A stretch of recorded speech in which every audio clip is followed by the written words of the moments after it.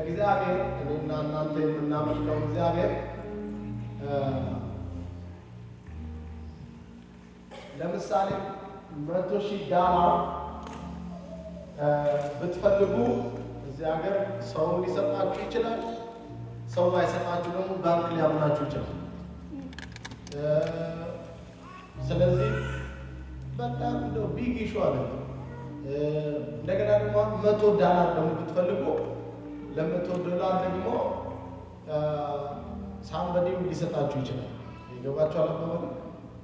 ስለዚህ እግዚአብሔርን ስናስብ ሰው የሚያደርገውን በማድረግ የሚታወቅ እንደሆነ ማሰብ የለብንም።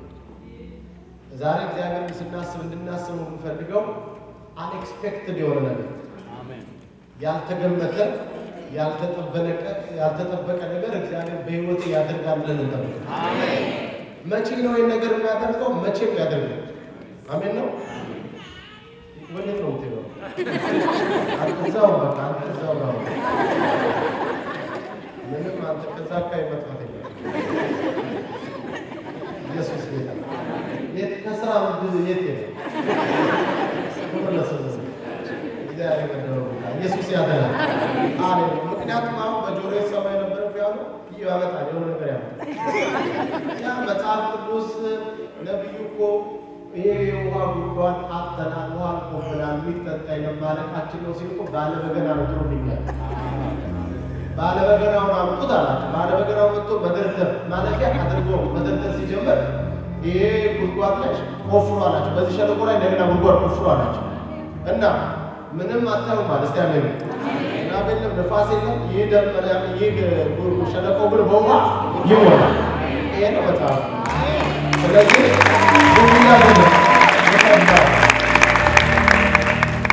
ሙዚቀኞች በጣም ወሳኝ ናቸው በቤተክርስቲያን። በጣም ነው ወራቶች በጣም እነሱ ከሌሉ በጣም አስቸጋሪ።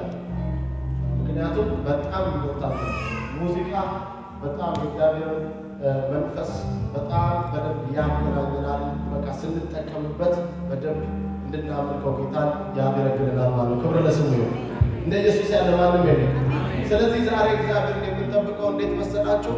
መቼ ነው? ነገ ነው የሚያደርገው? ከነገ ወዲያ ነው የሚያደርገው? ከሳምንቱ በኋላ ነው የሚያደርገው? ከወር በኋላ ነው የሚያደርገው? ምንም እኛ የምናውቀው ነገር የለም። ግን በሕይወታችን እግዚአብሔር የሚገለጠው እግዚአብሔርነቱ የሚታየው በጣም ተራ የሆነ ነገር ትንሽ የሆነ ነገር በመስራት ሳይሆን የማይታመን ነገር በማድረግ እና ዛሬም የምናገርበት ሀሳብ እሱ ነው። እግዚአብሔር የማይታመን ነገር ያደርጋል። እስቲ አንድ ሰው አሜን። መጽሐፍ ቅዱሳችሁን የዕንባቆም መጽሐፍ ምዕራፍ 1 ቁጥር 5 ላይ ስታዩ አንድ ቃል ታገኛላችሁ። በጣም የሚያስደንቅ ቃል ነው የምታዩት። እንደዚህ ነው የሚላቸው እናንተ የምትልቁ ብሎ ነው የሚጀምሩ። እናንተ የምትልቁ ማለት መንፈሳዊ ነገር እንኳን ለቀልለው ምንም እግዚአብሔር ምንም የማያደርግ ለመሰለው ማህበረሰብ ምን ይላል ይሄ እግዚአብሔር ሰው? እናንተ የምትልቁ በዘመናችሁ ይላል ቢተረክላችሁ እንኳን የማታምኑትን አዲስ ነገር አደርጋለሁ። ክርስቲያን ሰው አሜን። በዘመናችሁ ትከሩታችሁ ምስክርነቶች ለአንዳንድ ቅዱሳን ወንድሞች እንኳን ስትነግሯቸው እስከማያምኑ ድረስ ማራባቅተው እስከሚሏችሁ ድረስ የሚሆነው ለምንድነው ታውቃላችሁ? የማይታመን ስለሆነ ነገሩ እግዚአብሔር የሚያደርገው ነገር አይታመንም። በቃ አይጠበቅም። ሰው አይጠብቀው፣ ግን እግዚአብሔር እንደሱ ያደርጋል። እግዚአብሔር የማይታመን ነገር በሕይወታችን ያደርጋል። አንኤክስፔክትድ ቲንግስ፣ የማይታመኑ ነገሮችን፣ የማይጠበቁ ነገሮች፣ ያልተጠባበቅናቸው ነገሮችን እግዚአብሔር በሕይወታችን ያደርጋል። ሃሌሉያ ሃሌሉያ። በደንብ መጽሐፉን ስታጠኑት እግዚአብሔር መልካምን በማድረግ ወይም ደግሞ በማዳንም በመግደልም ቢሆን የማይታመን ነገር ያለ ችሎታው ይሄን ያለ። እሺ ለምሳሌ ላሳያችሁ። ጌዲዮን የሚባል ሰው አለ። ፈርቶ ከምዕራፍ 6 መሳፍንት ላይ ማየት ትችላላችሁ። በኋላ ዋናው ሀሳብ ስገባ እናገራለሁ። ምዕራፍ 6 ማየት ትችላላችሁ። በደንብ ስታጥኑት ሀሳቡን ታጥኑት። ይሄ ጌዲዮን የሚባል ሰው ምድያማውያንን ፈርቶ ነዶ ይዞ ይገባና የወይን ጠጅ መጥመቂያ ጉድጓድ ውስጥ የወይን ጠጅ መጥመቂያ ጉድጓድ ውስጥ ይገባና ይወቃል። እንዴት እንደ መውቃት የሚባለው ይላል ነፃነት ባለበት፣ ሰላም ባለበት፣ ረፍት ባለበት፣ እንደ ልብ መንቀሳቀስ በሚቻልበት፣ ጦርነት በሌለበት፣ ጠላት በሌለበት የሚታረሰው በጋማ ከብቶች አማካኝነት በተለይም ደግሞ በበሬን በመጠቀም አይደለም እንዴ? ማሳ ላይ ይደረግና ማሳ ላይ በሬዎቹ ይዞራሉ። በዚህ አይነት ነው የሚወቃው። አሁን ግን እንደሱ መውቃት የሚቻልበት አይደለም። ለምን? ምድያም የሚባላል። ምድያም የምድያማውያን መንፈስ ደግሞ ምን እንደሚያደርግ ታውቃላችሁ? እስራኤላውያን ሰብላቸው ሲደርስ ነው የሚመጣው። በጣም እኮ ነው። በቃ ልክ ሲባረኩ ነው ሲደርስ ይመጣና አንዴ ጨረስ አድርጎ ፈጅቶባቸው ነው የሚመለሱ። ስለዚህ ይሄ ጌዲዮን የሚባል ሰው አንድ ሁለት ነዶ ሳብ ያደርግና በጣም የሚገርም ሰው ነው። አንድ ሁለት ነዶ ሳብ ያደርግና ጉድጓድ ውስጥ የወይን ጠጅ መጥመቂያ ጉድጓድ ውስጥ ይገባል። ወይንም አይጠመቅበትማ። ማን ያስጠምቃል? መጥመቅ እኮ የሚቻለው እኮ ቢኖርም እኮ ሰላም ሲኖር ቢኖርም እኮ ረፍት ጠላት ሲጠፋ እኮ። ስለዚህ እዛ መጥመቂያ ውስጥ ይገባና ይወቃል። በዱላ ማለት ሾት ያደርግና ቀና ብሎ ያያል። ምድያም መጣ አልመጣ እያለ ማለት። እንደዚህ በሚወቃበት ሰዓት ድንገት መልእክት መጣል። ምን የሚል? አንተ ጽኑ፣ አንተ ኃያል። እርግጠኛ ነኝ በጌዲዮን ቦታ ሆኜ ስስለው ጌዲዮን አንተ ጽኑ ሲለው መልአኩ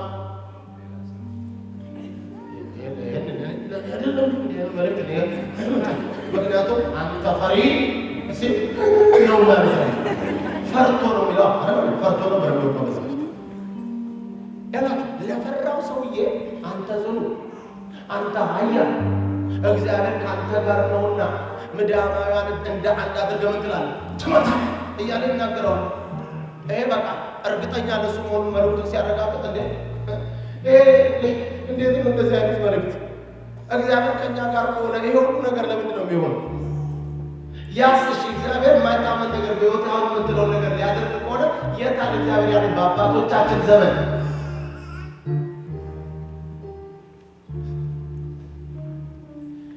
በአባቶቻችን ዘመን ሲተረክ የነበረው ሲነገር የነበረው ያ ሁሉ ታምራት ወዴት አለ? የት አለ? ተመልከቱ። እግዚአብሔር ወደ እሱ ሀሳብ አልግባና የፈራው ሰውዬ ጋር፣ የደነገጠው ሰውዬ ጋር፣ ግራ የተጋባው ሰውዬ ጋር፣ ተደብቆ የሚወጣው ሰውዬ ጋር የራሱን ነዶ ተደብቆ በነፃነት መውቃት የማይችለው ሰው ጋር መጥቶ ጌታ አንተ ጽኑ፣ አንተ ኃያል ብሎ ያነሳል። የወደቀውን ሰው አንተ ጽኑ፣ የፈራው ሰውዬ ጋር አንተ ጽኑ። ይሄ ነው እግዚአብሔር የወደቀውን ሲያነሳ ተአምራቱን የማይታመን ነገር ሲያደርግ ሲችልበት ጉድጓድ ውስጥ ያለውን ሰውዬ አንተ ጽኑ ይለዋል። የወደቀውን ሰውዬ አንተ እንዲህ አይነት መልእክት ሲመጣለት እኔና እናንተ ብንኖር፣ በተለይ እዛ አካባቢ እኛ ብንኖር እንዴ ይሄ ተሳስቷል ነው ምንለው። መልአኩንም መልእክት አምጪውንም ተሳስቷል ነው ምንለው። ለምን አይሄድማ? ከሰውየው ጋር አይሄድም። እግዚአብሔር የወደቀው ሰው ጋር ሄዶ እንዴት ብድግ አድርጎ ያን ሁሉ ሺህ ሰው መልሶ ሰልፉ የእግዚአብሔርና የጌዲዮን ነው እስኪባል ድረስ እግዚአብሔር ምድያማውያንን አሳልፎ በእጁ ሰጠ።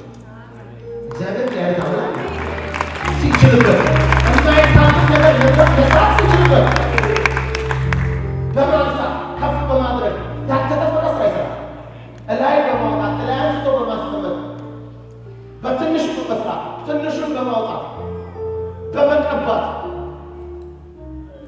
በአንድ ጀንበር ድሃ በአንድ ጀንበር ባለጠጋ ማድረግ የሚችል ሐና አትታመኑ፣ በኩራትም አትናገሩ፣ እግዚአብሔር አዋቂ ነውና። ሀብታምም ያደርጋል ጋር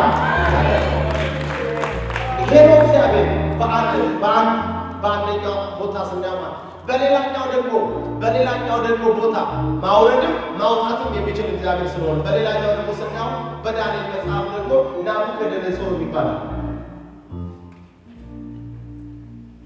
አገኘኝ ዘመረ ናቡከደነፆር ሲኩራራ 7 ዘመን እንደከሳበላ አቤቱ የእግዚአብሔር የአምላካችን የአባታችን አሰራሩ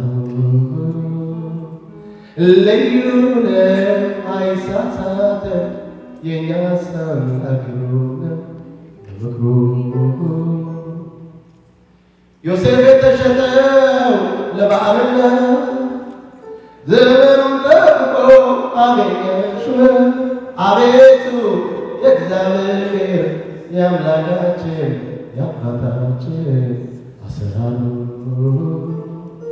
ልዩ ነው አይሳሳትም የእኛስ አምላክ ግሩም ነው በምክሩ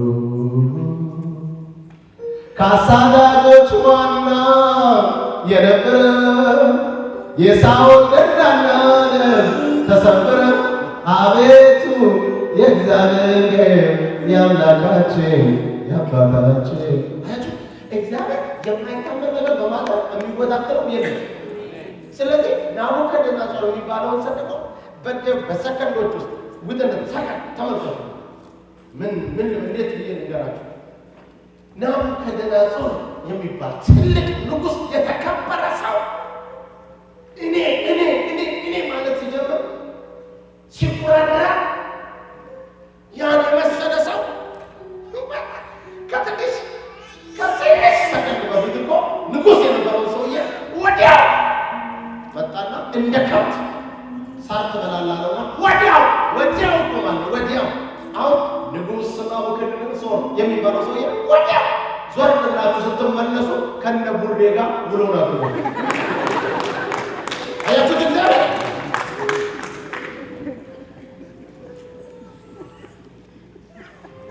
ነገስታት ጓደኞቹ ካጠገቡ ዞር ብለው የመግባቢያ ቋንቋው ራሱ ሌላ ሆኖ ተቀይሮ እንደ ከብት እንደ በሬ ውሎ ከነ ቡሬ ጋር ሄሎ እግዚአብሔር በመግደልም በማዳንም የማይታመን ነገር ያደርጋል። ለዚህ ነው እዩ ተደመቁ ዛሬ ተደመቁ ቢተረክላችሁ እንኳን የማታምኑትን ነገር እግዚአብሔር ያደርጋል። እግዚአብሔር የምናመልከው እንዲህ አይነት አምላክ ክብር ለኢየሱስ ሃሌሉያ። መቼ እንዴት ታምነነው ርፍ ብለነው ስንቀመጥ በወደደው ጊዜ መጥቶ የወደደው ይሰራል። እኛ ብቻ ከትእዛዛችን እንቆጠር። እንዲያርግ ብሎ ማዘዝ ሳይሆን ጌታ ሆይ እንደ ፈቃድህና እንደ ሐሳብህ በሕይወቴ ላይ መንበል ተገለጥ። እስቲ አሜን። ከዛ አምኖ መጠበቅ፣ አምኖ መሰማራት። አሜን ነው። ያን ጊዜ እግዚአብሔር የማይታመን ነገር በሕይወታችን ይሰራል። ዛሬ የምናገርበት ሐሳብ እዚህ ላይ ነው። እግዚአብሔር ብዙ ቦታዎች ላይ እንደውም አንዳንዶች ሲናገሩ ከ365 ጊዜ በላይ አትፍራ የሚል ቃል በመጽሐፍ ቅዱሳችን ላይ ተጽፏል። ይሄም ለእያንዳንዱ ቀናችን እግዚአብሔር አንድ አትፍራ ነው ብሎ ሲናገሩ ሰምቻለሁ። ጥሩ መረዳት ነው። እግዚአብሔር ይባረክ። ኢየሱስ ክርስቶስ ጌታ ነው እና አንድ አትፍራ በቂ ነው። እስቲ አንድ ሰው አሜን። ከአፉ የወጣው አንድ አትፍራ ጌታ ስሙ የተባረከው በቂያችን ነው ለእኛ።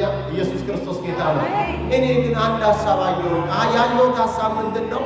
አትፍራ። እግዚአብሔር አትፍራ ሲል አትፍራ የሚልበት ምክንያቱ ለምንድን ነው ማለት ከመጽሐፍ ቅዱሳችን አንዳንድ ሐሳቦችን ገልጬ ለማየት ሞከርኩኝና በጣም ገረመኝ።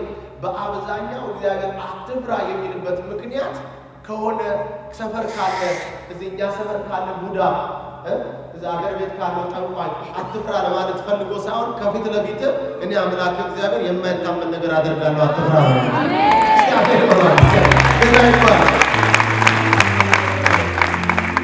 ስለዚህ ነው መጽሐፍ ቅዱሳችሁን የያዛችሁ ሰዎች ዘፍጥረት ምዕራፍ 15 ላይ ሁሌ በጣም እርግጠኛ ሆኜ ሲደክማችሁ በተለይ ቶሎ አንብባችሁ የምተኛት ቃል ነች እሷ ናት። እና ዘፍጥረት ምዕራፍ 15ን አብረን እንድናይ እፈልጋለሁ። ከዛ በመቀጠል አንዳንድ ቃላቶችን ወደ ሮጥ እያልኩ እናገራለሁ። እንደ ሰሞኑ በእርግጠኛነት አላቆያችሁም። ጌታ የተባረከው። ዛሬ መኪና ቶ አይደረግም፣ ምክንያቱም ቶ የሚያደርጉት ራሳቸው ረፍት ላይ ናቸው። ኢየሱስ ክርስቶስ ያድናል። ምንም እንዳትሳቀቁ በነፃነት እግዚአብሔር። ከዚህም በኋላ የእግዚአብሔር ቃል እንዲህ ሲል በራእይ ወደ አብርሃም መጣ። አብርሃም አትፍራ፣ እኔ ላንተ ጋሻ ነኝ፣ ታላቅ ዋጋም እኔው ነኝ አለው። አብርሃም እግዚአብሔር አምላክ ሆይ ያንን ልጅ የቀረው ስለሆንኩኝ የቤቴ ወራሽ የደማስቆ ሰው ኤሌዘር ነው። ታዲያ ምን ትሰጠኛለህ? አንተ ልጅ ስላልሰጠኝ ከቤቴ አገልጋይ አንዱ ወራሽ የመሆኑ አይደለም አለ። አይቀርም አለ። በዚህ ጊዜ እግዚአብሔር ቃል እንዲህ ሲል መጣለት፣ ይህ ሰው ወራሽ አይሆንም፣ ነገር ግን ከአብራክ የሚከፈል ልጅ ወራሽ ይሆናል። እስቲ አንድ ሰው አሜን። ሃሌሉያ። አያችሁት? እግዚአብሔር ለአብርሃም ቃል ላከለት። የመጣለት ቃል ለአብርሃም እንደዚህ የሚል ቃል ነው። አብርሃም አትፍራ፣ እኔ ላንተ ጋሻ ነኝ፣ ታላቅ ዋጋ ምን ይሆነኝ ብሎ ሲመጣለት አብርሃም መልእክቱ ደስ ይላል። ግን ምዕራፍ 12 ላይ የተጠራ ሰው፣ ብዙ ችግሮችን ያለፈ ሰው፣ በብዙ መከራ ያለፈ ሰው፣ ጥሪ ኖሮት ሚስቱን እስከ መነጠቅ ድረስ ዋጋ የከፈለ ርቦት ወደ ግብፅ የወረደ ወንድም። አንዳንድ ጊዜ ጥሪ ሲኖራችሁ በብዙ ነገር ውስጥ ታልፋላችሁ። በብዙ ነገር አንዳንድ ሰው ሁለት ጥሪ ካለው እንደዚህ ይሆናል፣ ሁለት ጥሪ ካለው እንደዚህ ይሆናል። ጥሪ ያለው ሰው አሁን ይቸግረዋል። እከሌ አገልጋይ ነው፣ ተበድሮ እዚሁ ከተማ ውስጥ ተበድሮ መመለስ አቅቶ፣ ታዲያ ምን ያደርግ? መበደሩ ጥሪ የለውም ሊያሰኘው ይችላል? አይችልም። እንዴ ነገር ሲጨልምበት ነው፣ ግራ ግብት ሲለው ነው። አብርሃም ርቦታል፣ ይርባል። ሰው ጥሪ ያለው ሰው ይርባል። እግዚአብሔር ስለማይሰጥ አይደለም፣ እግዚአብሔር ቸር ስላልሆነ አይደለም። ወቅቱን ጠብቆ ሁሉን ነገር ያደርገዋል። እኔ ያለፍኩበትን ንገራል። እኔ ሙሉ ጊዜ ሰጥቼ ቤታችን ውስጥ በቃ ተቸገርን ከባለቤቴ ጋር እና ምን ችግር አለው? ጌታ ነው ገንዘብ የሚሰና ጌታ ይሰጠኛል፣ እኔ እንደሆነ ጌታ ይከፍለኛል። እምነቴ እንደዛ ነበርና በቃ ጌታ ይከፍለኛል በየወሩ ሰው ባይከፍለኝ ጌታ ስለሚከፍለኝ ብዬ እኔ ቀን አውቶቡስ ላይ በየአውቶቡስ ፌርማታ ላይ ሳገለግል ስሰብኩና ማታ ገባል ወደ ቤት ይገባል። አሁን እንኳን የፍቅር ስጦታ ተሰበስቡላላችሁ ጌታ ይባል።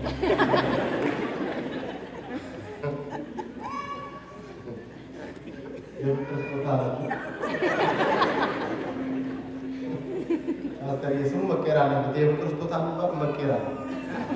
የፍቅር ስጦታ የሚባለው እኔ ኢትዮጵያ ቁጭ ብዬ ተሰብስባችሁ ስትልኩልኝ እዚህ ድረስ መጥቼ ላቤት ጠባ አድርጌ ይሄ ላብ ኦፈሪንግ ሳይሆን ላብ ኦፈሪንግ ይባላል። ኢየሱስ ክርስቶስ ጌታ መቀየር አለበት። ስሙ መቀየር ላብ ኦፈሪንግ ይባላል። ቀየር ነው የተባለ ኢየሱስ ክርስቶስ ጌታ ነው። አሁን እንኳን ላቡ ፈሪጋለ ጌታ የተባረከ እና ምንም በሌለበት ሰዓት በምድረ በዳው ሰዓት በተገረን ሰዓት እኔ ከፊት ለፊት ያለ ሱቅ አለ ሰፈራችን እና ዴንታሞ ይባላል ልጁ ስሙ። ይሄድና ሰላም ዴንታሞ ደነዋል ያው በር ላይ አንድ ላይ ከፍላለሁ ብዬ ፓስታ ሞኮሮኒ ምናምን ስጎ ምናምን ይዤ መጣና ለባለቤት ይስጣታል። በቃ የቀቀልን ጌታስ ሞታው እንበላለን። በቃ 27 ቀን ወር ሙሉ እኔ ወር ሙሉ አውቶቡስ ላይ አገልግዬ ሜዳ ለሜዳ አገልግዬ ከባለቤቴም ጋር አዳር እያገለገልን እየመጣን መተኛ ነው። በቃ መጸለይ ነው። ሌሊቱን መተኛት ለመጸለይ ነው። ሌሊት አዳር መሄድ ነው። መጸለይ ሌላ ስራ የለም። በቃ ማገልገል ነው በየፌርማታው። ደግሞ ይገርመኛል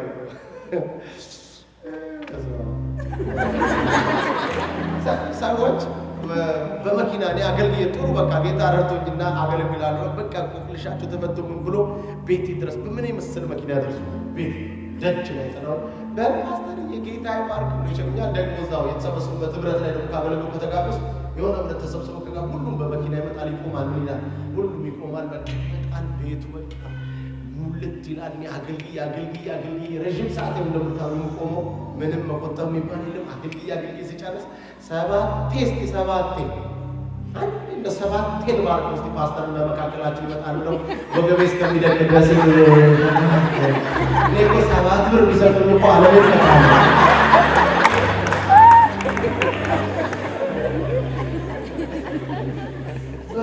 ሰባቴ ጌታ ባርክ ብሎች ገባ ቤት ገባለሁ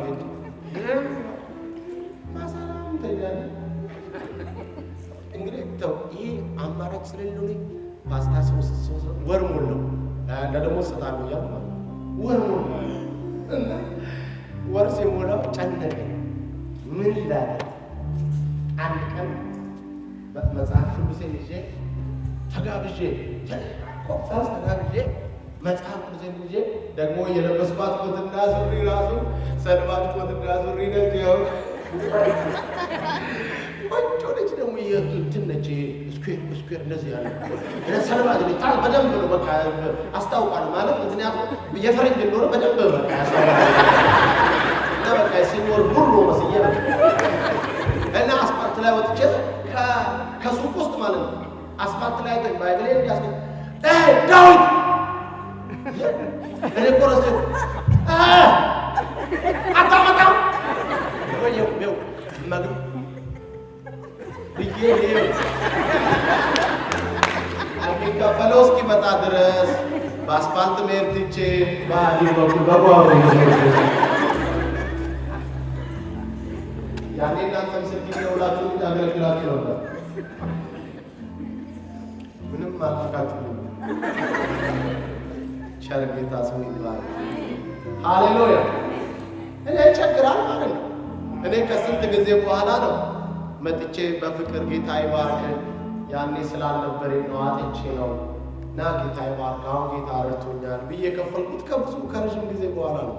ኧረ ችግር የለም እንዴ ብዬ ይገባኛል ብሎ ነው ሊያውም ሙስሊም ወንድማችን የሱቁ ባለቤት እና ይቸግራል፣ ይራባል፣ ሰው ይጠማል፣ በብዙ ነገር ይታለፋል። እግዚአብሔር ጠርቶ እግዚአብሔር ከጠራ በእግዚአብሔር ከጠራ ይላል ብዙ የሚታለፍበት ነገር አለ። ዞሮ ዞሮ እግዚአብሔር ደግሞ እንደዛው እንድንቀር አይፈልግም። ይረዳናል፣ ያግዘናል፣ ሰው ያደርገናል። አሜን። ታሪክ ተቀይሯል። እኔ አሁን ባለሁባት አጥቢያ ቤተክርስቲያን 350 ህጻናቶች ይረዳሉ። ህጻናት እንኳን 350 ይረዳሉ። 100 የሚሆኑ ደግሞ ችግረኛ ሰዎች ከአጋንንት ስርዓት የተፈቱ ትምህርት መማር የማይችሉ ወደ 100 የሚሆኑ ሰዎችን ደግሞ እነዚሁ ቸርች ደግሞ እንደዛው ትረዳለች። ክብር ለኢየሱስ። እኔም ማገልግልባት እኔ የምመራት ቸርች ኢየሱስ ክርስቶስ ጌታ። ስለዚህ ለዛሬው ቀን ያየኝ እግዚአብሔር ያን ጊዜ በማልፍበት ቃል ብዙ ማስደናቂ አይደለም ማለት ጌታ ግን ይቸግራል። በጣም ብዙ ፈተናዎች ይታለፋሉ። ዞሮ ክብር ለኢየሱስ ይሁን። አብርሃም ጋር ስትመጡ አብርሃም ሲጠራ በጥሪ ውስጥ ካለፈ በኋላ ብዙ ነገር ከወጣ ከወረደ በኋላ እግዚአብሔር መልእክት አወጣለት። ያውቁ ዘመን አልፎ ተባርኮ ከብት በከብት ሆኖ ባሪያዎች የሴት የወንድ ባሪያዎች ሆኖ ቤቱ ሞልቶ ምንም ችግር ሳይኖርበት አንድ ችግር ብቻ ቤት ውስጥ አለ። ዛሬ አብርሃም የገንዘብ ችግር የለበትም። ዛሬ አብርሃም የረሃብ ችግር የለበትም። ወደ ሌላ ቦታ ቅሎትና የሚሄድበት ምክንያት የለም። እግዚአብሔር ባርኮታል። ባርከኛል አለ። ባርከኛል ምን ያልባርከኛል? ነገር ግን ይሄን የባረከኝን ነገር ሁሉ የሚወርስ ልጅ ስለሌለኝ አለ። ልጅ ስለሌለኝ ከጉልበቴ የወጣ ልጅ ስለሌለኝ ከወገብ የወጣ ልጅ ስለሌለኝ ይህ የቤቴ መጋቢ የደማስቆ ሰው ሊወርሰኝ ነው። ኤሌዘር ሊወርስ ስሙን ጠርቶ ይህ የደማስቆ ሰው ኤሌዘር ሊወርሰኝ ነው። አጠገባቸው ያለው ሰው እባክህ ኤሌዘር አይወርስም ነው። አንድ ነገር ልነግራችሁ ፈልጌ ነው። እግዚአብሔርን ለአብርሃም ሲል መለሰለት ይላል። ለመሰላችሁ አትፍራ ሲለው እግዚአብሔር ኤሌዘርን ያለው መሰለው አብርሃም። ብዙዎቻችን አትፍራ የሚባል መልእክት ሲመጣ እሰይ ያስጨንቀኝ ነበር ነው አነሱ አይደለም። እግዚአብሔር ለዳልሞት አትፍሪ ይላል። ለዳልሞት ሰፈር ላለ ጉዳ ለዚህ ለጠቋ እግዚአብሔር አትፍሪ የሚል መልእክት ያመጣል እንዴ! ይህ የቤቴ መጋቢ ኤሌዘር ነው የሚወርሰኝ ብሎ ኤሌዘር ስሙን እየጠራ በቃ ኤሌዘር። አንዳንዶቻችሁ የሚያስጨንቀኝ ከእናንተ የመጣው ከሌ ነው እያላችሁ ስም እየጠራችሁ እሱ ያስጨንቀኝ። እግዚአብሔር ስሙን ማለት መልእክት ሲያመጣለት ለአብርሃም ምን አለው? ይህ ኤሌዘር አይወርስም ነው እንዴ ያለው? አይደለም፣ ይህ ሰው አይወርስም ስሙንም ማለት ነው። እኛ እዚህ ምንፈራው እኛ እዚህ ምንቀጠቀጥበትን እግዚአብሔር በሰማይ አያውቀውም።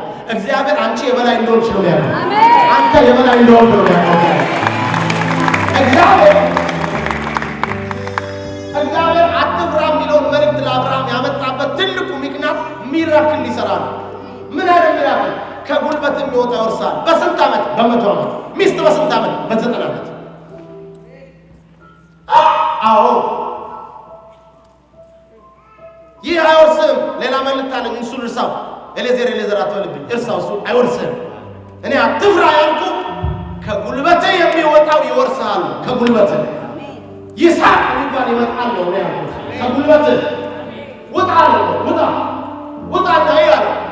ምን ታያለህ? ኳኩት እነዛ ኳኩት ዘርን እንደዚህ ኳኩት ታደርገዋለህ። እንደማይቆጠሩ አንተ ለአንድ ልጅ ነው የሚገርም ኤሌዘር አትሆንብኝ። ኢየሱስ ያድናል። እኔ እንደነዚህ እኮ እግዚአብሔር እኮ ራእይ ሲሰጣችሁ እኮ ስራ ፈታ ያደርጋችሁ። ወደ አሸዋ ደግሞ ወስዶ አሸዋውን አንሳ፣ አሸዋውን አሳፍሶ በደንብ አያችሁ። ይሄን አሸዋየው እንዴት ነው ይቆጠራል? እንዴት ነው አብርሃም ቢች ጋር ወስዶት ማለት እያነሳ እያሳፈሰ እንዴት ነው ይቆጠራል? አይቆጠርም። ዘርህን እንደዚህ አሸዋ ነው። አያችሁ አብርሃም ሲጠፋበት ምን ይሻለኛል በሚል ሰዓት ቀን ቀን አሸዋ ያሳየዋል። እንደ አሸዋ እያለ ይውላል። ቀን ማታ ማታ ደግሞ እንደ ከዋክብት እያለ ይውላል። እግዚአብሔር ስራ ፈት ልጅ ነው። እስቲ አንድ ሰው አሜን። ስለዚህ እግዚአብሔር የማይታመን ነገር በህይወቱ ያደርግ እንደ አሸዋ እንደ ከዋክብት ነው ማበዛው። ስለ አንድ ልጅ ነው አንተ የሚገርም፣ ስለ ወራሽ ነው የሚገርም። የማይታመን ነገር በህይወት አደርጋለሁ አለ እግዚአብሔር። ያውላችሁ 16 እና 17 አልፋችሁ 18 ቁጥር 1 ላይ ተጀምራል። ምን እግዚአብሔር በእንግድነት ከቻለ 3 ሰዎች ሲያልፉ አየን። የዛን ሰዓት እሱ ደግሞ ከቤቱ ደጃፍ ወጥቶ መምሪያ አድባር ዛፍ በታች ቁጭ ብሎ ነበር ይላል አብርሃም። ስለዚህ እባካችሁ ግቡ፣ ብሉ፣ ጠጡ። ወደፊት ሄዶ ደግሞ ድፍት ብሎ ደግሞ በአርያም ሞገስን አግኝቼ ነው በፊት እባክህ አትለፈኝ አለው ይላል። አምላክነቱ ሲገልጽ አንድ ያደርገዋል። እንግዶች ያደርጋቸው 3 ያደርገዋል። አይታችሁ እዛው መጽሐፍ ነው። ከዛ ግቡ አላቸው ይላል። ገቡ። ከዛ በኋላ የወተት ተዋጽኦን አመጣ፣ የእንስሳቱን አመጣ፣ ከሰብሉም አመጣ፣ ከሁሉም ጋግር ያለ ከዱቄቱ ከወተቱ ከአይቡ አመጣ፣ አረደ፣ በሉ፣ ጠጡ። ከዛ አብርሃም ከፊታቸው ቆሞ ይጠባበቃል። አብርሃም ዛሬ እነዚህ ሰዎች እኔ ቤት በመግባታቸው እግዚአብሔር ያ ከጉልበት ይወርሳል የሚለው ቃል ይፈጸማል፣ በሕይወት ይጠብቃል። በ100 ዓመቱ መልእክት ይጠብቃል። እስቲ አሜን በሉ። በ100 ዓመት መልእክት ይጠብቃል። እኛ እኮ ደክሞናል። ገና 100 ዓመት ላይ ቆሞ መልእክት ይጠብቃል። ሚስት ሳራ ወዴት አለች? አለች ቤቷ አለች። ተናገር አለች። ውስጥ ነች አለች። ተናገር። የዛሬ ዓመት ወደዚህ ይመለሳል። ሚስት ሳራ ወንድ ልጅ ትወልድ። እስቲ አንድ ሰው አሜን። ለምን አይነት ሰው ነው ትንቢት የመጣው? ለ100 ዓመት ሰው። ሚስትስ 90 ዓመት። ሚስት ሳቀች አልሳቀችም? ሳቀች። ስቀሻል ስትባል አልሳኩም ሳቅሽ እንጂ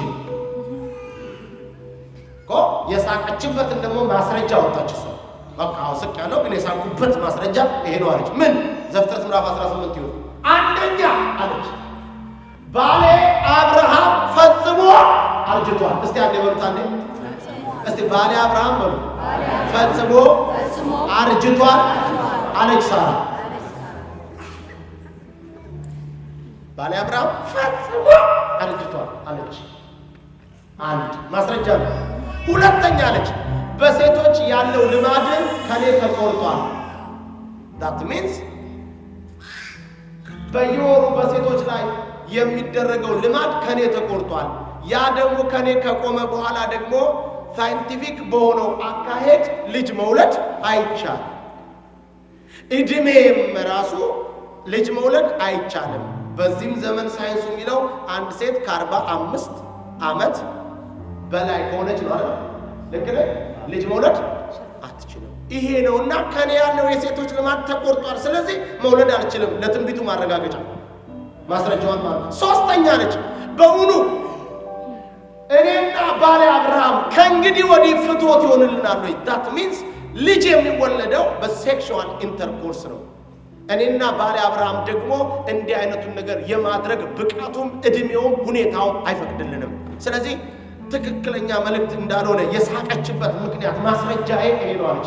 አንድ ነገር ነገራችኋለሁ ዛሬ ይሄ የማይታመን ነገር የሚያደርገው ጌታ ማስረጃችሁን ቀዶ ስራውን ይሰራል። ዛሬ አማኝ ነው። ማስረጃችሁን ቀዶ ማስረጃችሁን በጣም የሚያስደንቀኝ ሃላሞሪያ ማናኩል ማሳንታ ክብር ለኢየሱስ ይሁን። በጣም የሚያስደንቀኝ እኮ 3 እነዚህ የሚደንቁ ማስረጃዎችን ነገረችው።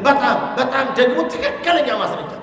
ምክንያቱም በቃ እነዚህ ነገሮች ስለሌሉ እኛ ቤት ውስጥ የመጣው መልእክት ብስቅ ቢያስገርመኝ ማስረጃዬ ነው። ወድጃለሁ፣ ማስረጃ አለኝ። በእውኑ ለእግዚአብሔር የሚሳነው ነገር ለእግዚአብሔር የሚሳነው ነገር አድርጎ ጥቅስ ብቻ አይደለም፣ ፕራክቲካሊ ሁሉ ጌታ ይሄን ቋንቋ ስንል እኮ አንተ ነገሮች ጭንቅላት እኔ በመሰረቱ በጣም የማዝነው የሳራና የአብርሃም ጉዳይ እኛን ጠቅላላ ባስሮጠን በየቀኑ መሮጥ ነበረብን። በሱ ጉዳይ መደነቅ መገረም ነበረብን። ስለተለማመድ ነው። ሰው ለማዳ ነው ባይዘው ለማዳ በጣም ለማዳ ሰው ለማዳ ነው። በረዶ ይለምዳል፣ ፀሐይ ይለምዳል፣ ዝናብ ይለምዳል፣ አሜሪካን ይለምዳል፣ ኤርትራ ይለምዳል፣ ኢትዮጵያ ይለምዳል፣ ሁሉ ይለምዳል። ሰው ለማዳ እንጂ የአብርሃምና የሳራ እኮ የሚለመድ ነው። የሚደንቅ ሚራክል አይደለም። ወይኔ ቢቢሲ እና CNN ቅርብ ጊዜ የ60 ዓመቷ ሴትዮ ልጅ ወለዱ እያለ ሲደነቅ አልነበር እንዴ? እኛ ከቢቢሲ በላይ በ90 ዓመት የወለዱበት መጽሐፍ አለ። በ90 ዓመት የተወለደ አለ። ቢቢሲ እና CNN ያስደናቂ ነገር አይደለም። አስደናቂ ነገር እዚህ ውስጥ አለ። 60 ዓመት ወለዱ ምን ያህል 60 ዓመት ቁም ነገር እኔ 60 ዓመት ወለዱ ሲል ሳራና አብርሃምን ያነበበ ሰው ልጅ ናቸው ነው የሚለው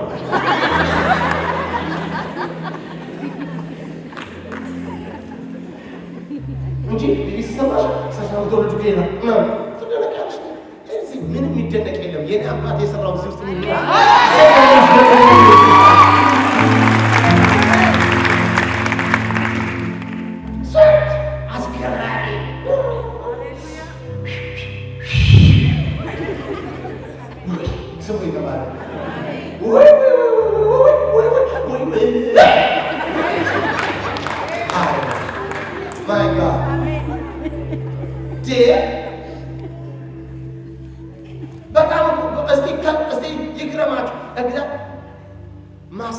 ማስረጃው የሚደግ ደግሞ እንደው አስታውሱ።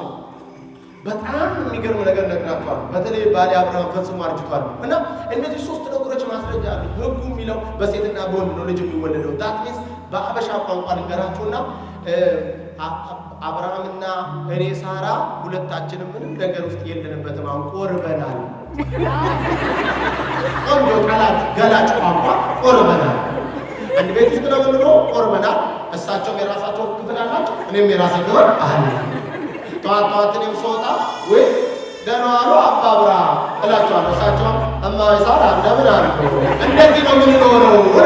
ቋንቋ ሌላ ቋንቋ እንደዚህ ነው። እነዚህ የምንኖር ሰዎች መካከል ትወልዳላችሁ የሚል መልእክት ይመጣል። አዎ ይመጣል።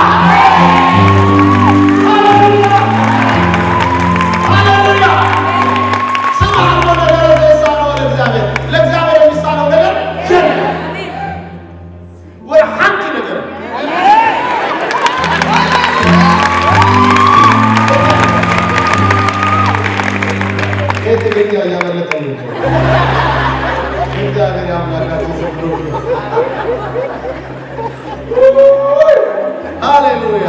እንዲህ እኮ ነው ጌታ እንጆ የሚደረግ ነው። እንኳን ክርስቲያን ነው። እንኳን በጌታ ወይኔ ጌታ እዚህ ልምምድ ውስጥ ህዝቡን ሁሉ አስገቡ። እዚህ ክብር ውስጥ ዝም ብሎ በነፃ መሳቅ በነፃ መደሰት ቋንቋ ነው። በቃ ቋንቋ ወደ አንድ ቋንቋ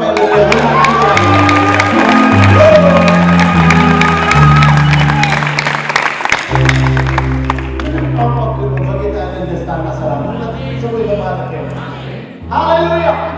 እና እንደ ምንም ስለዚህ ማስረጃዎች እነዚህ እርግጠኛ ማስረጃዎች አሉ።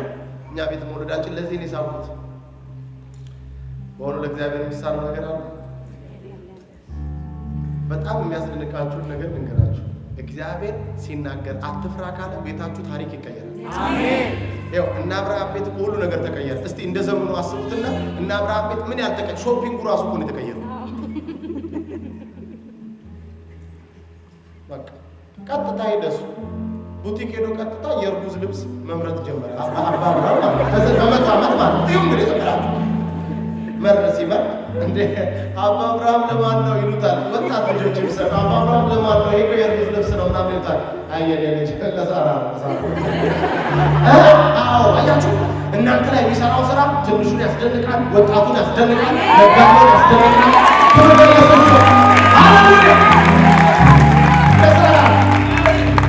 ተመልከቱ፣ ሳራ የ6 ወር ሆና ተመልከቷት። በሆዷን ነው የ6 ወር ሆና እማማ ሳራ እኛ ያረዱ የ90 ዓመት እናት ተመልከቱ። እንግዲህ ብዙ ሰው እኮ አሁን እዚህ ውስጥ የ23 ዓመት ልጅ ሆነሽ የ30 ዓመት ሆነሽ መውለድ አቃተኝ ፓስተር ዳዊት እያልሽ ብርሌ የሚያክል እንባ ብታለቅሽ ነውር አይደለም? ላንቺ እኮ ምንም አይደለም። በጆሮሽ ጠጋ ብዬ ሳራ ወልዳለች። ላንቺ እኮ ሌላ ታሪክ ያሰብሽ ላንቺ ልጅ በጣም ዘይት መቀባት ያስፈልግ። በጆሮሽ መጥቶ ዝም በይ። እንኳን አንቺ የ25 ዓመቷ ሳራ ወልዳለች። አሜን ነው። በቃ ደንግጣ ኔክስት ነው የምታረገው።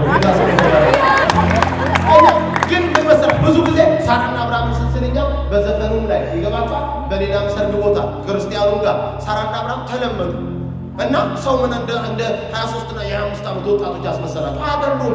ዛሬ ከረሳችሁት ልንገራቸው። የ100 ዓመት ሰውዬና የ90 ዓመት ሴትዮ ናቸው የወለዱት።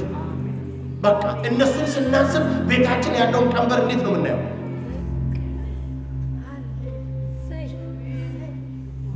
በቃ ይሄ እኮ የሚያስፈልገን ይሄ እኮ እግዚአብሔር እኮ ስራ ላይ ነው እና የሚያስደንቃችሁ ነገር የሰፈሩ እስቲ ተመልከቱ። ይኸውላችሁ አሁን አንድ ነገር ልንገራችሁ። እዚህ ለምሳሌ በአገር ቤት ወይም ብቻ ዝም ብላችሁ በቃ እንደው ይሰራል እንደዚህ ብትሉ እኛ ጋር አሁን እዚህ ብትለጥፉ በትልቁ የሚያስደንቅ ነገር እየተሰራ ነው። በእንግሊዝኛ፣ በቻይንኛ፣ በኮሪያኛ፣ በስፓኒሽ፣ በአማርኛ፣ በትግርኛ ተአምር ነው ካልመጣችሁ ብላችሁ ብትለጥፉ አንድ ሰው አይመጣላችሁ። ምንም ሰው እባክህ እነዚህ እያረጉ ነው ሄደው ነው የሚለው። እስቲ ከተማ መሀል ግን ጌታ ሰው አስነስቶ እዛ ፓርክ ባርቢኪው እያረጉ የሚበሉበት ቦታ ማለት ዝም ብሎ አንድ ሰው ነው HIV ያለበት አለ ተፈውሳ ሄድና ቼክ አድርግ እዛው ዶክተር አስቀምጦ ቼክ አድርገው እያለ ቢሰራስ ምን የማይመጣበት ስቴት አለ? ለምን የተደረገውን ነገር ያላስ የሰማችሁ የተደረገውን ነገር ያለ ሚዲያውን ትፈልጉታላችሁ። CNN እኛ ጋር ምን ሊሰራ ይመጣው የሰማችሁ ግን እግዚአብሔር መስራት ሲጀምር የማይታመን ነገር በሳራና በአብርሃም እንደተደረገው አይነት ነገር ቢመጣ ግን ሚዲያ ራሱ ይመጣል። ሳራና አብርሃም አሁን ቢኖር እኮ ማለት ነው ተመልከቱ። ይሄ ረጃጅሙ ጥጥ የሚመስል ነገር ማይክ ያለው ማለት እሱን ይዘው መጥተው እነ ሳራና አብርሃም ማለት ያስቀምጣል። ሳራ እንዴት ልታረጅ ይሻል? ሳራ እኔ ማጥልሽ ነገር የለም በቃ አረገዝኩ ለሴኔን ማለት ነው። ቤታ ሰው የተባረከ ነው። ሃሌሉያ ኢየሱስ በጣም የሚያስደንቅ ነው። እንደዚህ ወለደ ሲሉ ተመልከቱ። ሚዲያ ሁሉ መሳብ የሚችል የአምላክ ተአምራት የአምላክ የማይታመን ስራ በመካከላችን ይገኛል። የሚያስደንቅ ይታስታል ይችላል ያስነሳ ሰው በጣም የሚደንቃችሁ ነገር አትስሙ እያችኋለሁ። ትናንትና ለምን መሰላችሁ? የማይቻል ነገር የለም። የማይቻል ነገር ስለሌለ እግዚአብሔር ከእግዚአብሔር ጋር ሆኖ ምንም የማይሆን ነገር አለ ከእግዚአብሔር ጋር ሆኖ። እስቲ አንድ ነገር ልንገራችሁ። አጠገባችሁ ያለው ሰው እንኳን ሳራ እኮ ነች በአብርሃም ላይ እሱ ያለ ልጅ እየሄድኩ ነው ብሎ ይጠይቃል። ሰውየው እኮ 90 ዓመት ነው። እኔ ካሁን በኋላ ጥያቄ አቁሜያለሁ አላለም። ያለ ልጅ ነው የምሄደው ልጅ አልሰጠኸኝም እያለ እኮ ይጠይቃል በ100 ዓመቱ። በጣም እኮ የሚያስደንቀው። ሳራ ደግሞ አጠገቡ ያለችው ለሳቀችው ማስረጃ ስትናገር ባሌ አብርሃም ፈጽሞ አርጅቷል ያለችው። አትሊስት እኔ ይሻላል አንብቡት እጃችሁ ነው። ባሌ አብርሃምማ ፈጽሞ አርጅ እኔ በጣም የደነቀኝ ነገር ወይ ባሌ አብርሃም ፈጽሞ አርጅቷል ብላ በራሷ በሳራ አንደበት ምዕራፍ 18 ላይ ተናግራ ምዕራፍ 25 ላይ ሄጄ ሳነበው ምን እንደምታውቃላችሁ? ሳራ በ127 ዓመቷ ሞተች ነው። ሳራ በ127 ዓመቷ 90 ዓመት ላይ 30 ስንት ዓመት ኖረ? 37 ዓመት ኖራ ማለት ነው።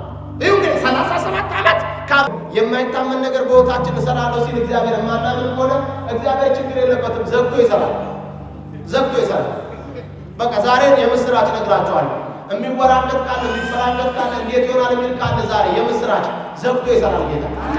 በቃ መልአኩ ምን አለ? እኔ ሳስበው መልአኩ ለምንድን ነው ዲዳ እንዲሆን የዘጋው አንደበቱ ብዬ ስል እነ ገብርኤል ጋር ወይም መላእክታን ጋር በሰማይ በእግዚአብሔር ዙፋን ፊት እግዚአብሔርን የማወቅ ያላቸው እውቀት ልክና እኛ በምድር አሁን እግዚአብሔርን እናውቃለን የምንል ሰዎች ያለን እግዚአብሔርን የማወቅ ልክ በጣም ከፍተኛ ልዩነት አለ።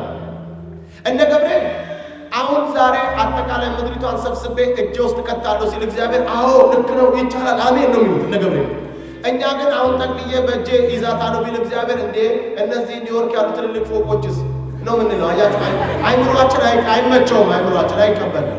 ስለዚህ ገብርኤል እንዴት ነው የሚሆነው ይሄን ነገር እኔ አርጅቻለሁና ምክንያት ሲያበዛ ማለት ዘካርያስ ምክንያት ሲያመጣ ገብርኤል ገረመ።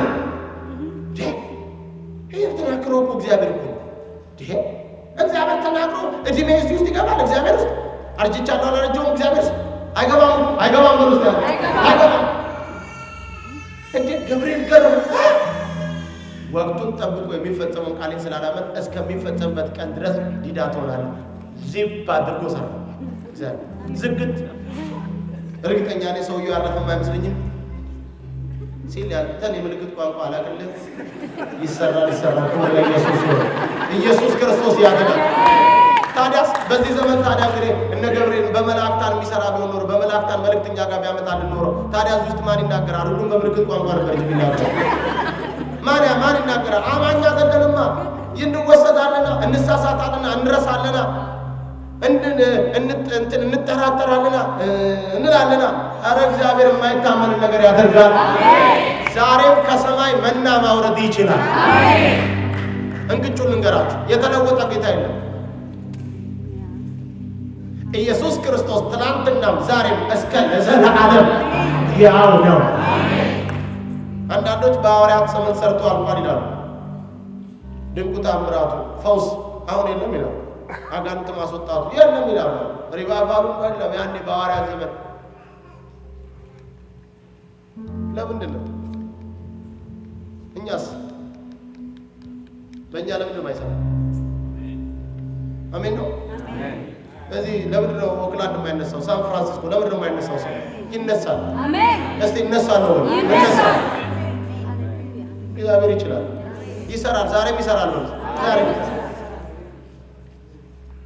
ያው እዚህ ማት ምስክርነት ያላቸው ነበሩ ትላንት ነው። እኛ ጊዜ ስላጣን እዚህ ያው በትላንት ወደ እግዚአብሔር ያደረገ ምን ችግር አለበት? ጌታ ክብሩ ለሱ ብቻ ነው። ስለዚህ እግዚአብሔር ዘካርያስን ዝግት አድርጎ እስከሚወለድበት ቀን ድረስ አመጣው። ዮሐንስን አሳየው፣ እያየው ምን ሲወለድ ሁሉ እያለ ክብር ለኢየሱስ ይሁን። እግዚአብሔር በሕይወታችሁ የማይታመን ነገር የለም። አሜን። አንድ ቃል ልንገራችሁ እዛው ላይ ከዛው ምዕራፍ ሳልወጣ ይሄው መልአክ ክብር ለኢየሱስ ይሁን። እስቲ አንድ ሰው አሜን ይበል። በስድስተኛው ወር እግዚአብሔር እኮ መቼም ቻለ ጌታ ሰው ይባላል። ወደ ማርያም ጋር ደግሞ መጣ። በስድስተኛው ወር እግዚአብሔር መልአኩ ገብርኤልን በገሊላ ወደምትገኝ ወደ ናዝሬት ከተማ ላከው። የተላከውን ከዳዊት ዘር የሆነ ዮሴፍ የሚባል ሰው ወደ ታጨች ወደ አንዲት ድንግል ነበረ። የድንግሊቱም ስም ማርያም ነበረ። መልአኩም እርሷ ወዳለችበት ገብቶ እጅግ የተወደድሽ ሆይ ሰላም ላንቺ ይሁን፣ ጌታ ከአንቺ ጋር ነው፣ አንቺ የተባረክሽ ነሽ አላት። ማርያም በነገሩ እጅግ በጣም ደንግጣ ይህ ምን አይነት ሰላምታ ይሆን እያለች በነገሩ ታሰላስል ጀመር። መልአኩ እንዲህ አላት፣ ማርያም ሆይ እግዚአብሔር ዘንድ ሞገስ አግኝተሻልና አትፍሪ። እነሆ ትጸንሻለሽ፣ ወንድ ልጅም ትወልጃለሽ፣ ስሙንም ኢየሱስ ትዪዋለሽ። እርሱም ታላቅ ይሆናል፣ የልዑል ልጅም ይባላል። ጌታ አምላክ የአባቱ የዳዊትን ዙፋን ይሰጠዋል፣ በያዕቆብ ቤት ላይ ለዘላለም ይነግሣል፣ ለመንግሥቱም ፍጻሜ የለውም። 34 ላይ ማርያምን መልአኩን እኔ ወንድ ስለማላውቅ ይህ እንዴት ሊሆን ይችላል አለችው። መልአኩ መልሶ እንዲህ አላት፣ መንፈስ ቅዱስ ባንቺ ላይ ይመጣል፣ የልዑልም ኃይል ይጸልልሻል። ስለዚህም የሚወለደው ቅዱስ ሕፃን የእግዚአብሔር ልጅ ይባላል። እነሆ ዘመድሽ ኤልሳቤጥ በስተእርጅናዋ ወንድ ልጅ ጸንሳለች፣ መካን የተባለችው 6ኛ ወሯን ይዛለች። እግዚአብሔርን የሚሳነው ነገር የለም። እስቲ አንሳቤ ነው። በጣም የሚገርማችሁ ነገር እግዚአብሔር መቼም ወደ እናንተ ጋር የማይታመን ነገር ሲያመጣ የማይታመን በቃ መልእክት ይዞላችሁ ይመጣ። ይሄ አስደናቂ ነገር ሲመጣ እናንተ ስትጠራጠሩ እንዳትጠራጠሩ ከፈለገ ያ መልእክታችሁ ያ ራእያችሁ እንዲፈጸም ከዚህ በፊት የተፈጸመበት ሰው ጋር ነው የሚልከው። ሂጂ አላት እኮ ወደ አክስትሽ ጋር። ኢየሱስ ጌታ ነው። ሌላ ቦታ እንዳትሄጂ። አሁን ይሄ የነገርኩሽን ነገር ወንድ ልጅ ትወልጃለሽ ያለ ወንድ ማለት እስቲ ያለ ወንድ ነው ያለ ወንድ በድንግልና ወንድ ልጅ ትወልጃለሽ የሚለው ለሌላ ሰው ብታማክሪው ሌላ ሰው ጠቅላላ ይሄን ጉዳይ የማይቀበል ነው። ይሄን ጉዳይ ልትቀበል የምትችለው 6 ወር ይሆናታለች። እስቲ አሜን አሜን። 6 ወር ይሆናታለች። እሷ ጋር ይጃል። ይኸውላችሁ መልእክት ተቀብላችሁ ስትሄዱ የማይረባ ቦታ አትሄዱ፣ ያስጥሏችኋል።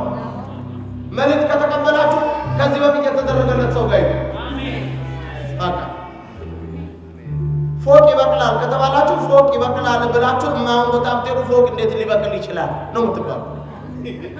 አይሆንማ፣ በቃ አይሆንም። ማንም ሰው ሊገባ አይችልም። ይኸውላችሁ እግዚአብሔር በሕይወትሽ ላይ ተአምር አደርጋለሁ ብሎ ሲነግርህ ከአንተ በፊት ተአምር የተደረገለት ሰው ጋር ነው መሄድ ያለ። ሲልካት እሷን ኤልሳቤጥ ጋር ይላካል። የሚገርማችሁ ማርያም እንደዚህ አለችው፣ ይህ እንዴት ይሆናል አለችው። ምክንያቱም ማስረጃ አለኝ። ማስረጃ ደግሞ እኔ ወንድ አላውቅም አለች። እውነት ነው፣ አታውቂም። እውነት ነው፣ የተመረጥሽው ለዛ ነው። ክብር ለኢየሱስ። እውነት ነው፣ አንቺ ወንድ አታውቂም። ነገር ግን የልዑል አምላክ እስቲያምን ነው ኃይል ባንቺ ላይ ምን ይላል? ይዘህ በመንፈስ ቅዱስ ኃይል ትጸንሻለሽ። ክብር ለኢየሱስ።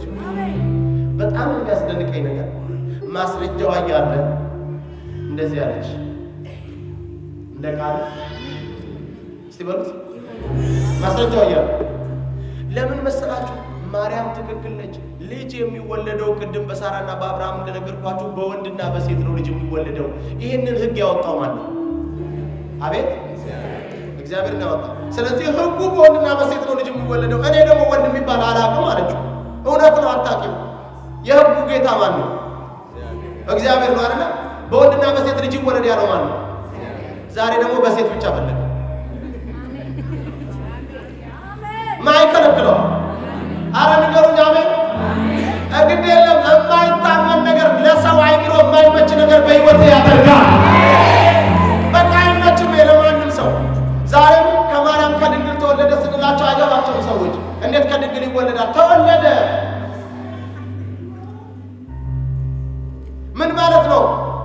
በሴትና በወንድ እንዲወለድ ሕጉን ያወጣው እግዚአብሔር ማርያም ጋር መጣና ዛሬ ደግሞ በሴት ብቻ ፈለገ። በቃ ማይከለክለው እሱ የሕጉ የበላይ ነው። አንድ ምሳሌ ልንገራችሁ። መኪናችሁን እየነዳችሁ ትሄዳላችሁ። መኪናችሁን እየነዳችሁ ሄዳችሁና ቀይ ሲበራ ምን አደረጋችሁ? ቆማችሁ። እስቲ ቀይ በቆማል፣ ቀይ በራ ቆማችሁ። አረንጓዴ ሲበራ መሄድ ነው አይደል?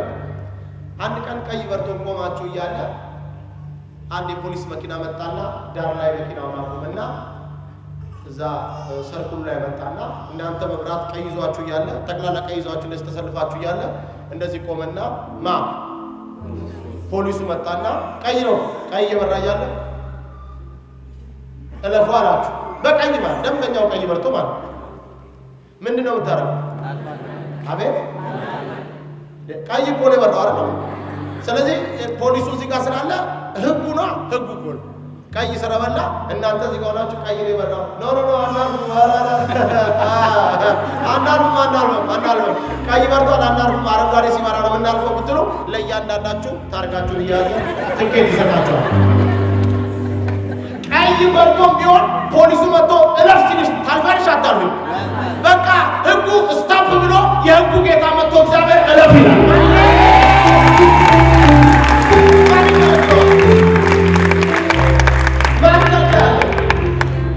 ይሄን ለምን አታምኑ ታዲያ? ሕጉ ቀይ መብራት ነው። ይሄ ትምህርት ቤት ሁሉ ተምረነዋል። በቃ ቀይ የጣሰው መብራት አለ። አሁን ግን ቀይ እየበራ እያለ እለፉ ለሚለው ለፖሊስ እንዴ እዛ ጋር ካሜራ አለ እንደዚህ አለ በኋላ በቀጣስ የሚል እኮ አንድም ሰው ለምን ከመብራቱ በላይ ከቀይ መብራት በላይ ያ ፖሊስ ምን ያለ የታመነ አንድ ምስራች ልንገራችሁ። ሁኔታዎች ካመጡባቸው ነገሮች በላይ አይሆንም ከተባለው ነገር በላይ ሁሉን የፈጠረ ሁሉን የሰራ የነገስታት የጌቶች ጌታ እግዚአብሔር ይባርካል።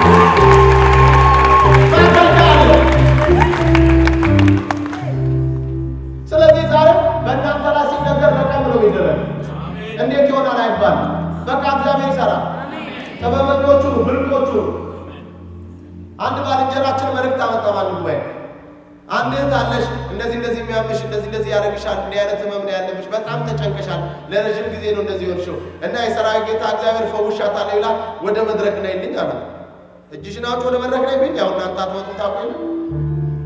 አልመጣችም ቀረች፣ ጸጥ ብላ እያለች ድንገት አንድ አባት በዚህ በመሃለኛው መስመር እየሮጡ መጡ። እሱ አባት ላይ ደርሷል። ለሴት ነው ያመጣሁት መልእክቱን ይላል። አገልጋዩ ሲጋቡ እሳቸው አጠገቡ ደረሱ። አባት ላይ ለእርሱ አይደለም እኮ እኔ ያመጣሁት መልዕክቱን እኮ ለአንዲት እህት ነው። አየኔ ልጅ የአምላክ የሥራ ዞር ወራ ነው። እኔም ተፈውሻለሁ።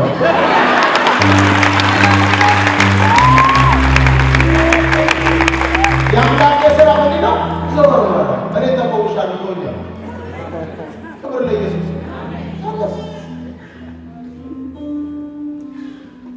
እህቴን ጻቤት ከኩላሊት ተፈውሰሻል እያለ መልዕክት ሲመጣላት እሷ ጋር ማታወጣ ከሆነ አንተ በሰላም ወንድማችን በላቸው ብድግ ብለህ ላታረጋግጥ ክብር ለኢየሱስ ነው። እንዴ ኢየሱስ ክርስቶስ ጌታ ነው። እስቲ አማኝ አሜን ይበል። ዛሬ እግዚአብሔር የማይታመን ነገር ያደርጋል። አሜን። አንድ አገልጋይ እና ሻሸመኔ ላይ የኛ ምግብ ቤት ይባላል። የኛ ምግብ ቤት ይባላል እና ርቦታል። ርቦት ከአገልግሎት የመጣ ኪሱ ምንም ነገር የለም። የኛ ምግብ ቤት ሲል ግባ ይለዋል። በቃ ውስጡ የኛ ገባና አቤት አልኳች። ፈቃደ ስነስርዓት ቅርቡነት አሮስቶ አዘዘ። አሮስቶ ቀረብለት እየበላኛል አምባና ፕሮግራም ቃርቶለና ጨረሰ። ዘወረ ከጨረሰ በኋላ ተነስቶ ብሎ እግዚአብሔር ይስጥልኝ አመሰግናለሁ። ሂሳብ ስንት ነው ሲል ተከፍሏል። አውቄዋለሁ። ሌላ ሰው ለካ ተክለ ሆኖ ከብሎት ለታል እሱ የሚያውቀው ነገር የለም። ተከፍሏል። በልቶ ጠጥቶ ወጣ። እሱ ግን በእምነት ነው የገባው። ኢየሱስ ክርስቶስ ጌታ ነው። የእኛ ምግብ ቤት ሲል የእኛ በቃ የእኛ ነው ብሎ ገባ። በልቶ ጠጥቶ እሱ የሚያውቀው አገልጋይ ያለ እዛ ውስጥ ከፍሎለት ከራብታቱ ቴንክ ያውቀዋለሁ ብሎ በሰላም አማኝ እንደዚህ ነው። አማኝ ነው ሲናገረው ጌታ ሲናገር ደግሞ ሳይናገር ደግሞ እዚህ ኦሊቭ ጋርደን ግባና በፖሊስ ነው። ኢየሱስ ክርስቶስ ጌታ ሃሌሉያ። አማኝ እግዚአብሔር ልናገርባችሁ እንዴ ለበቀጃችሁ ራሱ እግዚአብሔር ዛሬ በዚች ወጣፋ አንደበት ዛሬ በትንሽነት እናንተ በጣም በማትበሬ ግን በጣም ትልቅ በሆነ ገናና በሆነ በጌታ ስም በሕይወታችሁ ላይ ዛሬ እናገራለሁ። በቤታችሁ ላይ እናገራለሁ። በትዳራችሁ ላይ እናገራለሁ። በአገልግሎታችሁ ላይ እናገራለሁ። በዘመናችሁ ላይ እናገራለሁ። በእድሜያችሁ ላይ እናገራለሁ። በሕይወታችሁ ላይ እናገራለሁ። በጤናችሁ ላይ እናገራለሁ። በዘመናችሁ ላይ እናገራለሁ።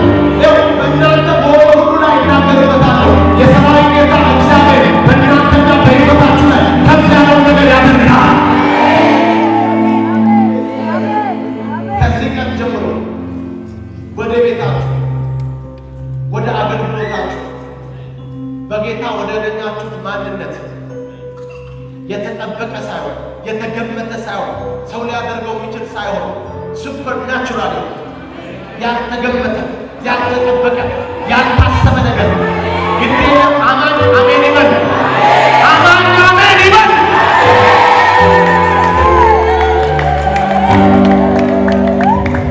ጭራሽ ገምቼው አላውቅም፣ ጭራሽ አስቤው አላውቅም የምትሉትን አስደናቂ ነገር እግዚአብሔር በሕይወታችሁ ላይ ያደርግባችኋል። ልባችሁ ሰዋል እግዚአብሔር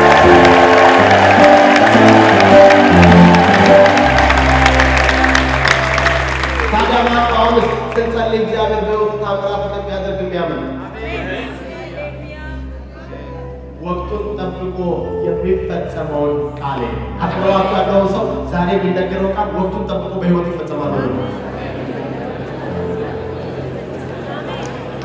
አማኝ አሜን። ክብር ለኢየሱስ። ይኸውላችሁ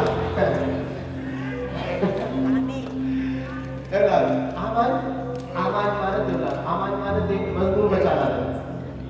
እየሰማችሁ ከዘፍጥረት እስከ ራዕይ የእግዚአብሔርን ቃል ማወቅ ብቻ አይደለም። አማኝ ማለት እግዚአብሔር ላይ በማመን የተመሰረተ ማለት ነው። አሜን። አማኝ ክብር ለኢየሱስ። እስቲ አማኝ አሁን አሜን። አሜን። የአማኝ አማኝ እንጂ የአማኝ አላማኝ መሆን የለም። አሜን ነው። የአማኝ ከቆፍጠን ያለ አማኝ ነው ልንሆን የሚገባ። ይሆናል ሲባል አዎ ይሆናል፣ ይደረጋል ሲባል አዎ ይደረጋል። ልንሆን ይቻላል። ክብር ለኢየሱስ ይሁን። እስቲ እግዚአብሔር ይችላል። እግዚአብሔር ይችላል። እንደ ዮሐንስ ወንጌል ምዕራፍ 11 ላይ እነ ማርታና እነ ማርያም አንድ ነገር ተናገሩ። መልእክት ልከውበት ስላልመጣ ኢየሱስ ከአራት ቀን በኋላ ወደ እነሱ ሰፈር ሲመጣ ከተቀበረ በኋላ ከሞተ ካለቀ በኋላ ሬሳው 4 ቀን ሆኖት ነው የመጣው። የሰማችሁ ማርታ የበረረች ወጣችና እንደዚህ አለች፣ አንተ በዚህ ኖረ ቢሆን ወንድማችን ባመጣ።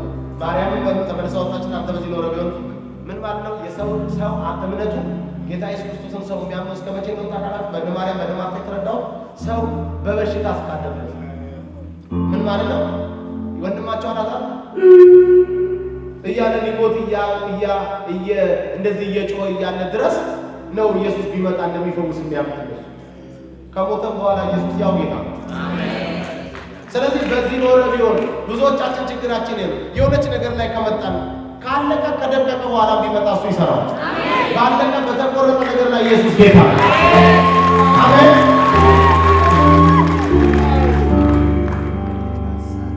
ጌታ ደግሞ ወንድምሽ ምክንያቱም ይነሳል አላት። እስቲ ይነሳል። ከዛ እሷ ትንሽ እንግዲህ ባይብል ስተዲ ነገር ሞክራለች መሰለኝ። በጣም ያው ትንሽ ችግራችን የለም። ምሳሌ ሙሉን ካነበብን ሰው አይመስልም። ማማሞ በጣም ነገር መቆረኛ እግዚአብሔር ይርዳል ብቻ እና ባይብል ስተዲ ነገር በቃ ትንሽ እንትን ስራ ልክ ነው። ጌታ በትንሣኤ እንደሚነሳ ቃል ነው ምናምን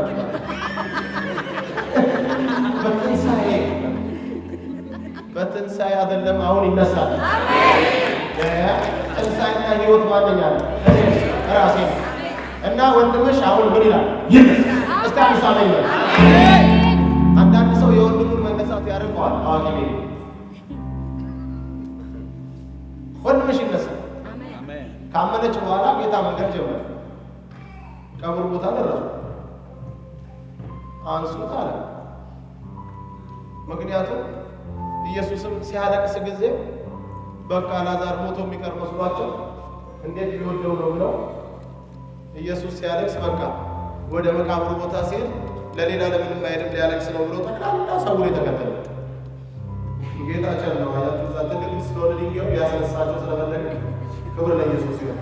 አገሩ ተሰብስቦ ይፈዛ እንደደረሱ ለቅሶ ይጀምራል ብለው ሲሉ ድንጋዩን አንሱ አላቸው።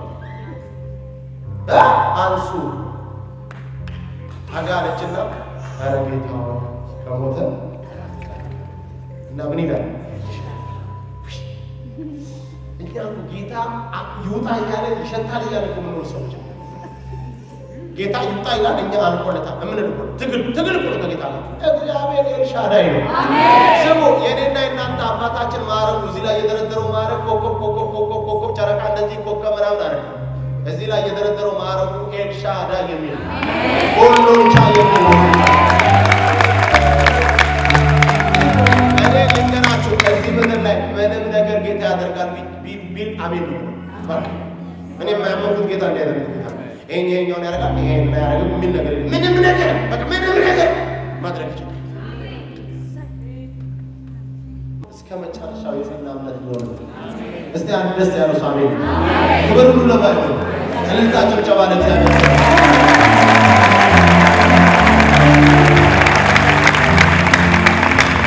አሁን ከኔ ጋር አንድ አዝማችን ዘምርና ከዛ በኋላ ጌታን መቀበል ለሚፈልጉ ሰዎች መጀመሪያ ድል ከሰጠው በኋላ የቅባቱን አገልግሎት ጀምራለሁ። የቅባቱን አገልግሎት ስንጀምር እንዴት እንደምናደርግ አሳያችኋለሁ። ክብር ለኢየሱስ ይሁን። ሁለተኛ ላይ ያላችሁ ተነሱ። አንድ ጊዜ ይቅርታ ጌታ ይባርካችሁ።